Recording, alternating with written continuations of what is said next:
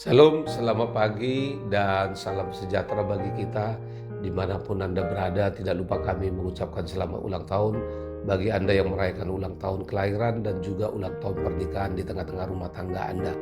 Kami juga selalu berdoa kepada Bapa di surga bagi Bapak Ibu Saudara-saudari yang saat ini masih terbaring lemah di tempat tidur, baik di rumah sakit maupun di rumah Anda. Kiranya Tuhan menjawab doa-doa kita dan Anda sekalian diberikan kesembuhan untuk dapat kembali beraktivitas sebagaimana biasanya.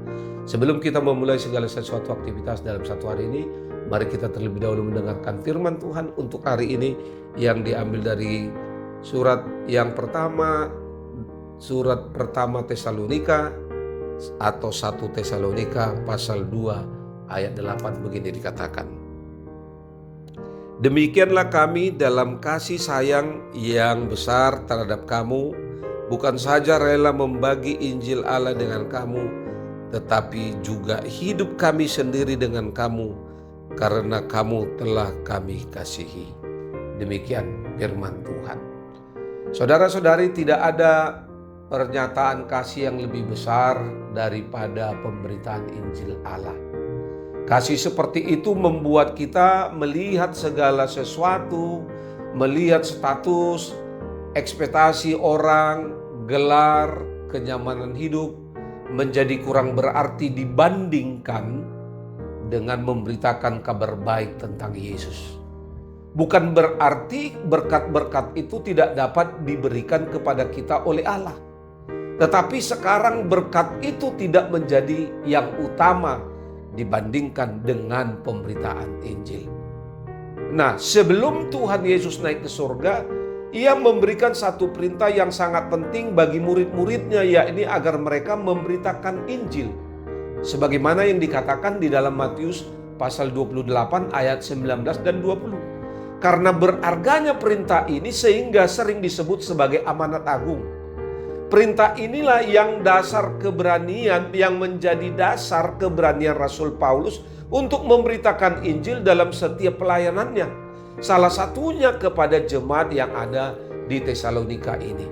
Perhatikan bahwa Paulus dan rekan-rekannya misionaris berusaha untuk membagikan Injil. Injil paling baik dikomunikasikan dalam persahabatan yang penuh dengan kasih sayang. Namun persahabatan yang penuh kasih tidak sama dengan pemberitaan Injil. Tidak seorang pun memberitakan Injil secara pasif. Injil harus dibagikan secara aktif. Karena itu kita melihat bahwa sementara Paulus berusaha keras untuk membangun hubungan yang kuat, dia juga memberitakan Injil, yaitu Injil Allah kepada kita. Dan pada saat ini melalui jemaat di dalam jemaat Tesalonika. Jika Anda adalah orang yang mempercayakan hidup Anda kepada Injil, Anda adalah pemberita Injil. Karena itu sebagian dari kita perlu cukup mengasihi orang lain untuk meluangkan waktu bersama mereka dengan melayani mereka. Dan memperlihatkan bahwa kita ada untuk mereka sehingga kita dapat mengasihi mereka dengan membagikan Injil kasih kepada mereka.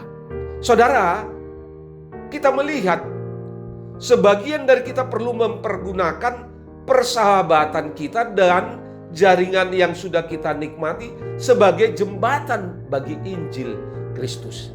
Ingatlah, tidak ada cara yang lebih baik untuk mengasihi dan peduli kepada orang lain selain memberitahu mereka kabar baik tentang Yesus Kristus. Karena itu saudara-saudari, biarlah hidup kita menjadi saluran berkat Tuhan bagi sesama dalam kasih sayang kita dan ketulusan hati.